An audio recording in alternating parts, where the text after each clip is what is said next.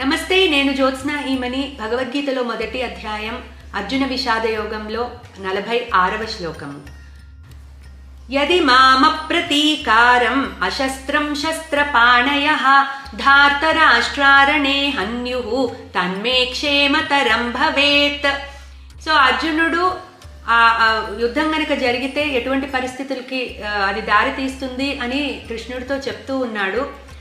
ముందు శ్లోకంలో మనం చాలా పాపం చేస్తున్నాము, లోభం వల్ల, రాజ్యము సుఖాల లోభం వల్ల ఒకవేళ స్వజనులను గనక చంపేస్తే, వధిస్తే మనకి పాపం తగులుతుంది అని చెప్పి ఇప్పుడేమంటున్నాడు, నేను ప్రతీకారం తీసుకోను, శస్త్రాలు వాడను, కానీ ఒకవేళ ధార్తరాష్ట్రులు శస్త్రాలతో నన్ను వధిస్తే కూడా అది నాకు అంగీకారమే.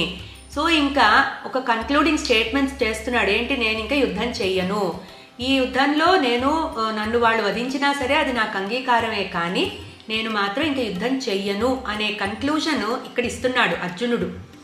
సో ఆల్మోస్ట్ ఇచ్చేశాడు. ఇంకా అంటే నేను ప్రతీకార చర్యలు చెయ్యను, శస్త్రాలు వాడను అంటే దాని అర్థం అదే కదా, ఇంకా నేను యుద్ధం చెయ్యను అనే కన్క్లూడింగ్ స్టేట్మెంట్స్ ఇస్తున్నాడు. సో ఇది ఎంతవరకు అర్జునుడు లాంటి యోధుడికి ఇది సమంజసమో మనం ఒకసారి ఆలోచించాలి.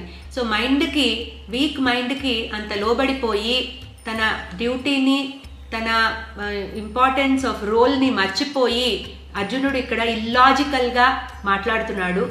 సో ఇప్పుడు ఇంకా తర్వాత ఏమవుతుందో చూద్దాము. క్లీం కృష్ణాయ నమః. పాంచజన్యం అకాడమీ నిర్వహించే ఎస్ఎల్పి, బీవైసీ, జిఎస్ఎస్ ప్రోగ్రామ్స్ ద్వారా మీ పిల్లలకు భగవద్గీత శ్లోకాలు, వాటి అర్థాలు నేర్పించండి. మరిన్ని వివరాలకు సంప్రదించండి 9866434528.